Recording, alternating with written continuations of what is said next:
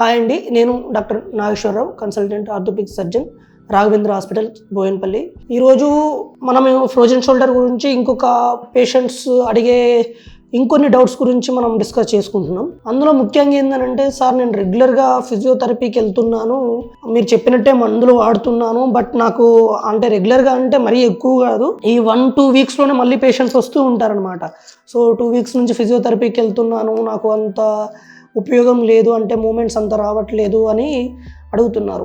వాళ్ళ కోసం నేను చెప్పేది ఏంటంటే, ఈ ఫ్రోజన్ షోల్డర్ కండిషన్ అనేది 1 డే 2 డేస్లో 1 వీక్ 2 వీక్స్లో ట్రీట్ అయ్యే సిచ్యువేషన్ కాదండి. ఇది ఆల్మోస్ట్ అంటే ఒక పీరియడ్ ప్రకారం తీసుకుంటే ఇది ఆల్మోస్ట్ ఒక 6 months నుంచి 2 years వరకు జరిగే ప్రొసీజర్ ఇది ఫ్రోజన్ షోల్డర్ కండిషన్ అనేది. సో మనం ఎంత రెగ్యులర్గా ఫిజియోథెరపీ ఎంత చేసుకున్నా కానీ, ఎందుకంటే ఈ డిసీజ్ అనేది ఒక 3 స్టేజెస్లో వస్తుంది, సింగిల్ టర్మ్ కాదు. ఫ్రోజన్ షోల్డర్ అనేది 3 స్టేజెస్లో వస్తుంది.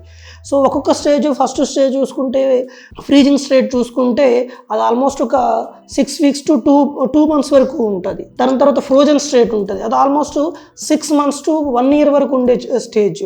అలాగే దాని తర్వాత అయితే thawing phase almost 2 years time తీసుకుంటుంది, 1 year to 2 years టైం తీసుకుంటుంది. సో ఇది ఓవరాల్గా తీసుకుంటూ ఒక అట్లీస్ట్ ఒక 6 months నుంచి 2 years తీసుకునే ఒక కండిషన్ అనమాట.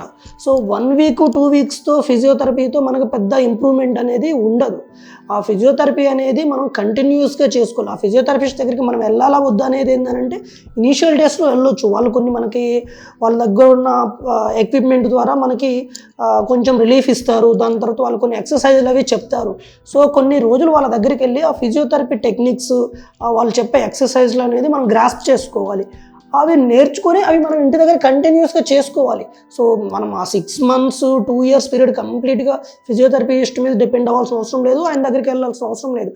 అదంతా ఏంటంటే పాపం పేషెంట్ కూడా ఎక్కువ బర్డెన్. బట్ ఆ ఎక్సర్సైజ్లు ఏమైతే ఉన్నాయో అది మనం వాళ్ళ దగ్గర నుంచి నేర్చుకోవాలి. వాళ్ళు చెప్తారు మనకి, మార్నింగ్ ఇలా చేయండి, ఇట్లా చేయండి, డైలీ 3 times or 4 times ఇలా చేయండి అని చెప్తారు. ఆ ఎక్సర్సైజ్లు అనేది మనం నేర్చుకోవాలి. అవి నేర్చుకొని మన ఇంటి దగ్గర ప్రతిరోజు క్రమం తప్పకుండా కంటిన్యూస్గా చేయాలి, 2 or 3 times.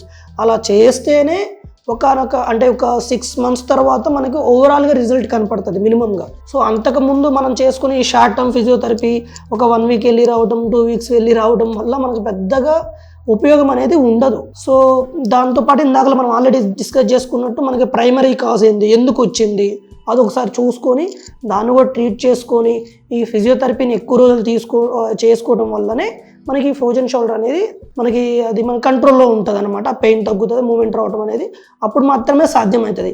సో ఇది 1 day 2 day ప్రొసీజర్ కాదండి, 1 week 2 week ప్రొసీజర్ కాదండి, it's a long procedure. So అన్ని రోజులు మనం ఓపిక్గా ఉండాలి. మన చెయ్యి, మన భుజం, ఆ మూమెంట్స్ అవి మనమే చేసుకోవాలి. మనమే ఓపిక్గా అన్ని జాగ్రత్తగా చేసుకుంటే 6 monthsలో మనకి మూమెంట్ అనేది ఈజీ అవుతూ ఉంటుంది.